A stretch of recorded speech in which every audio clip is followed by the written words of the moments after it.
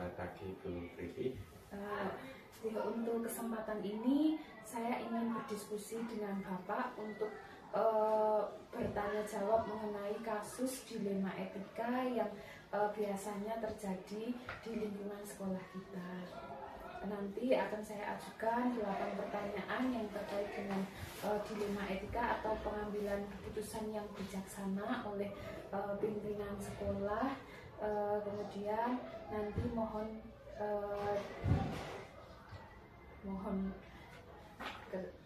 jawaban Bu Pak, mohon penjelasan. Selanjutnya nanti saya mohon penjelasan dari Pak Isa. Untuk yang pertama Bapak, bagaimana cara Pak Isa mengidentifikasi kasus-kasus dilema etika yang biasanya terjadi di lingkungan sekolah kita? Untuk kasus dilema etika itu biasanya yang mengemuka belum muncul sebagai dilema etika, namun pada penanganan atau penyelesaian kasus itu baru kemudian akan muncul penyelesaian yang berkeadilan, artinya bahwa tidak satu pihak saja yang harus mendapatkan, misalkan kalau bentuknya penegakan disiplin itu misalkan siswa, tidak hanya pihak siswa saja, namun setelah didalami lebih lanjut akar masalahnya, pengumpulan fakta-fakta, baru didapati bahwa ini adalah kasus dilema etika. Selanjutnya Bapak, bagaimana cara Pak Isa dalam mengambil keputusan jika menghadapi permasalahan seperti itu? Langkah-langkah yang kami ambil biasanya seperti ini. Jadi kasus ini melibatkan siapa? Misalkan yang karena ini di sekolah, ini biasanya kan kasus akademik, biasanya kasus penegakan aturan akademik yang melibatkan siswa. Pertama akan saya lihat dulu bahwa mengapa siswa ini melakukan pelanggaran-pelanggaran itu. Kemudian di situ termuncul siapa saja yang terlibat. Setelah muncul siapa saja yang terlibat, kemudian kita minta bantuan entah wali kelas atau guru mata pelajaran, utamanya kami dari tim bimbingan konseling akan mengumpulkan fakta-fakta. Baru setelah kita dalami fakta-fakta tersebut, kemudian kita akan selesaikan itu. Kita ambil dulu penyelesaiannya adalah kasusnya dulu, karena kasusnya ini misalkan tadi penegakan aturan akademik, maka kita tegakkan dulu. Misalkan karena siswa jarang masuk sekolah tanpa keterangan, berarti sering tidak masuk sekolah tanpa keterangan, sehingga siswa ini diputuskan misalkan tidak naik kelas. Kita putuskan dahulu itu.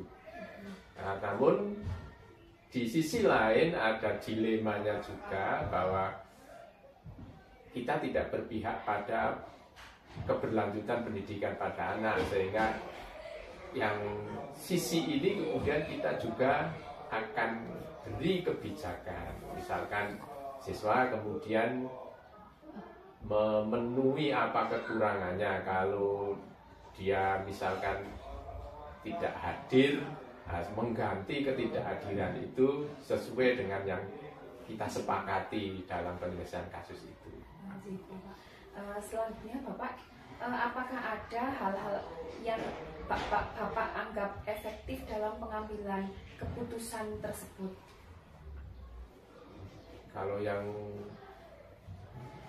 resep cespleng itu sebenarnya tidak ada, itu biasanya ya mengalir, jadi mengalir dari pendalaman kita, kemudian pasti bukannya kita trial and error, tapi tetap berdasarkan dengan kaidah-kaidah yang dibenarkan. Itu misalkan kita lihat pertentangannya adalah antar siswa ini dengan seluruh siswa, pertentangannya itu kita lihat, kemudian apakah ini berkeadilan atau hanya emosi saja, kemudian pertimbangan yang lain, yaitu pertimbangan yang lain tadi, kelompok satu siswa dengan kelompok siswa seperti itu. Selama Bapak mengambil kebijakan atau mengambil keputusan yang bijaksana tersebut, apakah Bapak pernah mengalami kesulitan atau tantangan begitu, Pak? Pernah juga mengalami kesulitan, itu manakala tingkat kooperasi dari yang bermasalah ini rendah, sehingga kita tidak mendapatkan fakta-fakta yang benar, sehingga ketika akan diputuskan itu ya tidak ada istilahnya ini akan memberikan rasa adil atau tidak, seperti itu. Selama ini ketika Bapak memberikan keputusan yang bijaksana tersebut, apakah Bapak mempunyai jadwal atau langsung diselesaikan pada saat ada permasalahan tersebut, Pak? Kalau jadwal tidak, hanya kita punya target waktu. Misalkan ada kasus, kemudian ketika sudah ditemukan dengan yang berkasus itu, misalkan guru mapel dengan siswa, setelah kami bertemu, kita punya target saja. Ini dalam minggu ini harus kita selesaikan sebelum berlarut-larut untuk memberikan rasa nyaman bagi semuanya. Berarti kondisional gitu, Pak. Selanjutnya Bapak, apakah ada seseorang yang mungkin bisa membantu menyelesaikan untuk Bapak mengambil keputusan tersebut, atau apakah ada faktor-faktor juga yang mempermudah Bapak dalam mengambil keputusan? Itu ada ya, karena kita berada di sekolah, kita ada bahwa seluruh warga sekolah adalah teamwork, jadi semuanya berpartisipasi dalam mempermudah penyelesaian kalau ada dilema etika ini. Utamanya dalam kami mengumpulkan data-data dan fakta itu baik dari Bapak Ibu guru, guru mapel, wali kelas, kemudian utamanya guru BK, itu akan memberikan data-data yang seakurat mungkin. Nah, kemudian juga dari teman-teman siswa yang berkasus itu juga memberikan sumbangan fakta. Kemudian kalau faktor-faktor yang mempermudah itu biasanya karena siswa ini kemudian ditangani dengan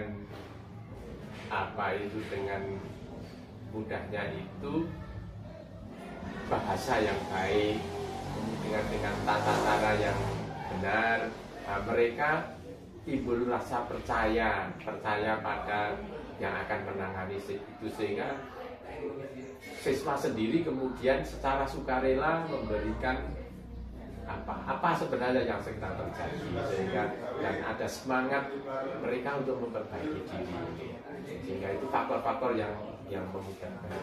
Di lain personal juga ada faktor yang memudahkan dalam pengambilan keputusan. Dari semua pengalaman yang telah Bapak hadapi atau Bapak sudah terjadi, apakah ada Pak nilai yang bisa Bapak petik? Tentu banyak nilai yang dipetik, tapi yang paling mengemuka itu bahwa kejujuran itu mempermudah kita dalam mengambil keputusan. Artinya kejujuran di sini, fakta dan data itu muncul dari kejujuran. Nah, kemudian memudahkan kita mengambil keputusan sehingga keputusan yang diambil tidak keliru. Kemudian yang kita pertimbangkan dalam mengambil keputusan ini adalah